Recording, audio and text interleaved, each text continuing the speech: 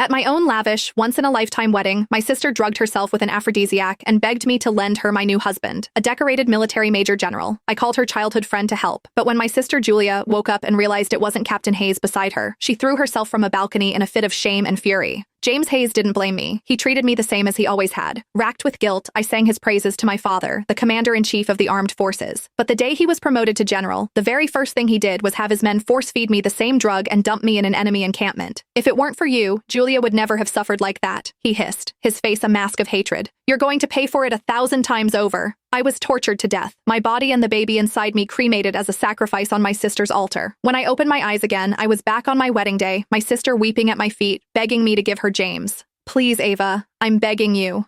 If word of this gets out, how could the Thorne family ever show its face in public again? And it happened at your wedding of all places.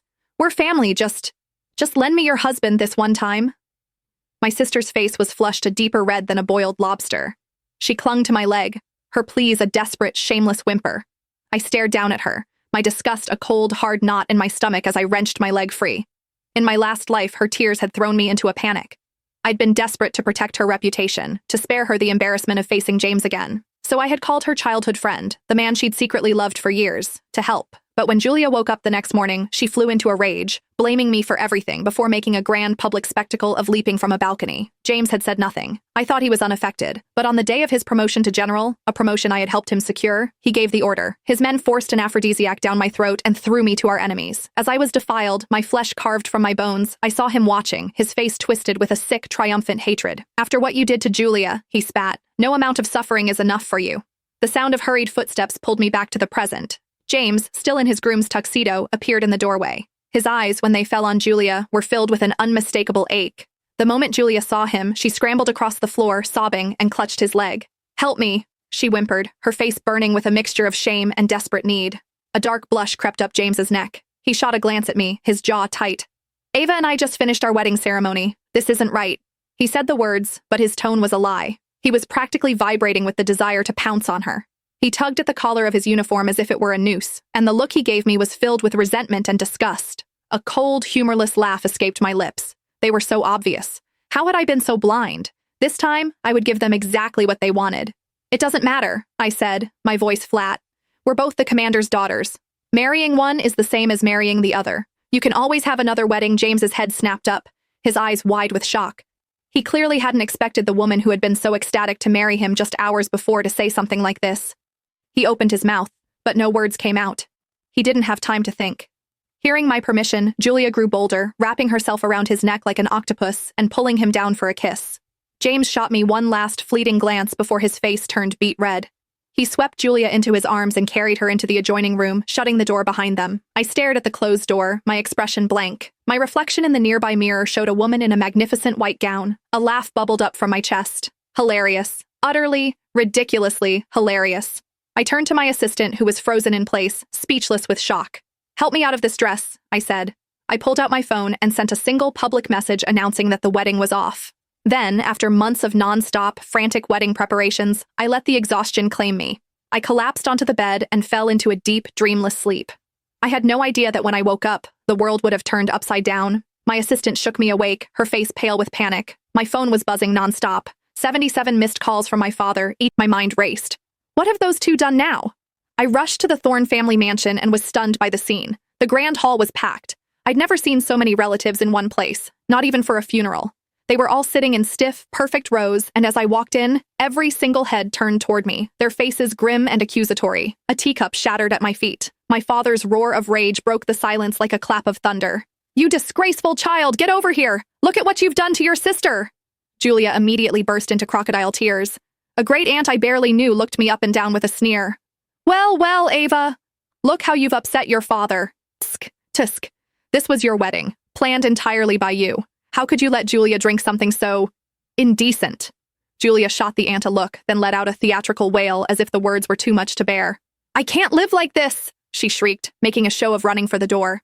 A flurry of relatives jumped up to stop her, cooing and pleading. I watched her performance with cold detachment. She was always good at playing the victim. In my last life, she'd used the same tactic, her dramatic suicide attempt nothing more than a show. She'd had a parachute hidden and had spent the next few years living it up in Europe, only to return after my death to claim my inheritance. I looked at her, my voice dripping with sarcasm. If you really want to die, the window is faster. A vicious slap cracked across my face, sending me sprawling to the floor. The pain was a white-hot flash. I felt a warm trickle from my nose and brought a hand to my face. It came away covered in blood. My father's face was contorted with fury. You think you've done nothing wrong? How dare you provoke your sister? Will you be happy when you've driven her to her death? Now, he bellowed, his spittle hitting my cheek. Get on your knees and apologize. If you don't, you are no longer a thorn. Behind him, nestled in the arms of our relatives, Julia looked at me, a flicker of triumph in her tear-filled eyes. This was a drama of her own making. Why was I the one being punished? Facing their universal condemnation, I clenched my jaw, a bitter taste rising in my throat.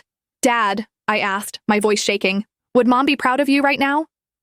My mother was his lawfully wedded wife. I was supposed to be his only cherished daughter. But when I was 10, there was an assassination attempt. At the last second, my mother threw herself in front of him, taking the bullets meant for him. She died. My only mother was gone. I remember my father holding me, his usually stoic face streaked with tears, promising he would take care of me for the rest of his life. The very next year, he brought home an illegitimate daughter, Julia, a year older than me. And just like that, I was forced to call her sister. The knot of injustice in my stomach was just the beginning. I had no idea how much worse things were going to get. My eyes filled with tears as I looked at my father, my voice choked with unshed sobs. For a moment, his expression softened. He frowned, a flicker of memory in his eyes. But Julia, sensing the shift, broke free from the huddle of relatives. Father, I'm so sorry. It's all my fault, she cried, her eyes swimming with tears. It would be better if I had never been born. My sister hates me so much. I might as well just die. She lunged for the decorative sword mounted in the entryway and held it to her own throat. Good heavens, child! The relatives, seeing the alarm on my father's face, scrambled to disarm her.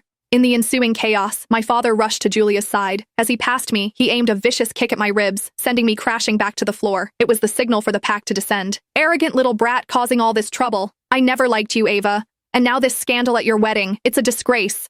Look at her with that sly face, always bullying poor sweet Julia. Fists and feet rained down on me. My dress was torn, my skin covered in bruises. They scrawled insults on my arms in lipstick. A sharp pain shot through my throat, and I coughed up a mouthful of blood. You hypocrites, I rasped, my vision blurring. Don't you have daughters of your own? Aren't you afraid of karma? I pulled out the jade seal my grandmother had secretly given me. I dare you to touch me again, I screamed. It only made them angrier. A distant male cousin brought his heel down on my ribs with a sickening crack. It was my mother's. A multi-million-dollar piece she'd given me, taken from her own wrist in the ambulance on the way to the hospital. They say jade has a spirit, that it protects its wearer. I had always thought of it as my mother's guardian angel, sent to watch over me, and now it was shattered. How dare she? How far was she willing to go? A surge of adrenaline shot through me. I scrambled to my feet, grabbed Julia by the collar, and slapped her with all my might. The next second, a brutal kick to my stomach sent me flying. It was James.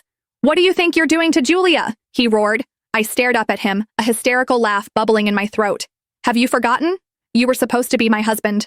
My family's cruelty was one thing, but this, from the man I had once loved more than anything, this was a wound that cut deeper than any physical blow. He looked away, his hand tightening around Julia's. My body ached, but my heart was frozen solid. I let out another cold laugh and with trembling fingers sent a text to a contact I hadn't spoken to in years. Another piece of porcelain shattered near my head. I told you to kneel, my father screamed. And you're playing on your phone? I'm telling you, if you don't kneel right now, you can forget you ever had a father. A piece of my mother's broken bracelet was still on my wrist. I ripped it off and threw it at him. Fine by me, I said, my voice